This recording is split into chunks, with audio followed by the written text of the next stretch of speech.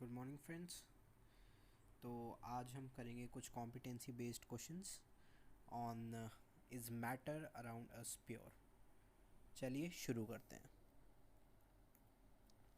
The light sabre problems. There was a heated debate on whether lightsaber can be replicated in real life as seen in Star Wars. Raju, a bright student, tried to demonstrate a lightsaber using a mixture and a LED. The idea was to let the water out through the hole in the container and shine LED in that stream from the opening. Help Raju to make artificial lightsaber.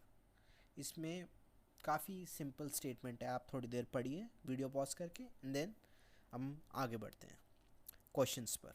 तो question number 1, what kind of mixture should Raju use, also state the reason. This is a difficulty level 3 question. इसमें आपको थोड़ा सोचना पड़ेगा, थोड़ा सा concept use करना पड़ेगा। आपने जो मिक्सचर और कोलॉइड्स इन सब के बारे में पढ़ा है, थोड़ा सा उसको यूज़ करना पड़ेगा। Let's go to the answer. तो द सॉल्यूशन इज कि he should use non-homogeneous mixture, specifically colloidal solution. Reason being that colloids scatter light and a lightsaber needs to be uniformly lit throughout.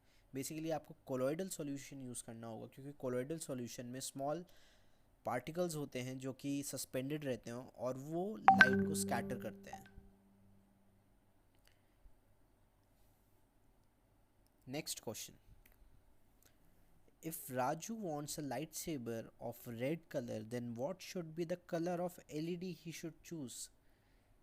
Given है हमको कि particle size is comparable to the wavelength of blue light. Now the options are A blue, B red, C white, D you cannot make a lightsaber. थोड़ा सा tricky question है, आपको ध्यान से सोचना है। It's a difficulty level 3 question. So question को एक बार दोबारा पढ़िए और सोचिए। Let's move on to the answer.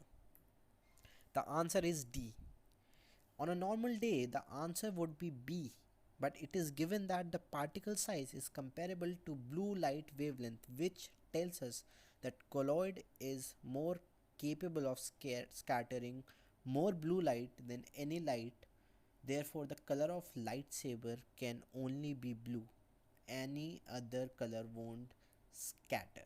Basically अगर कोलोइडल सॉल्यूशन में जो पार्टिकल्स का साइज़ है वो आपके ब्लू वेवलेंथ के कंपैरेबल है, तो वो किसी और वेवलेंथ की लाइट को स्कैटर नहीं करेगा। इसका मतलब अगर स्कैटर नहीं करेगा तो फिर आपकी वो लाइट सेबर ही नहीं बन पाएगी, क्योंकि लाइट थ्रू आउट पास हो जाएगी, वो एकदम एक स्ट्रेट बीम की तरह। Let's move on to the next question.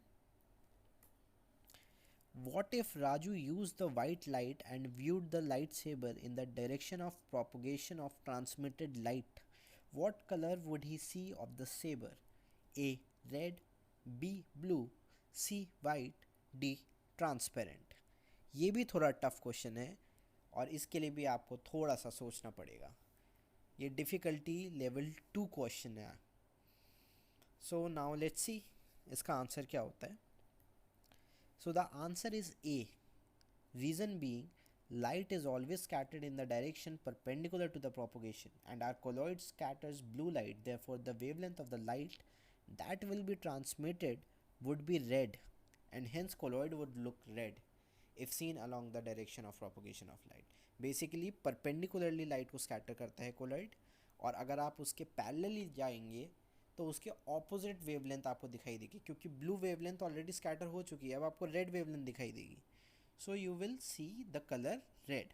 This is all from the presentation. Thank you very much.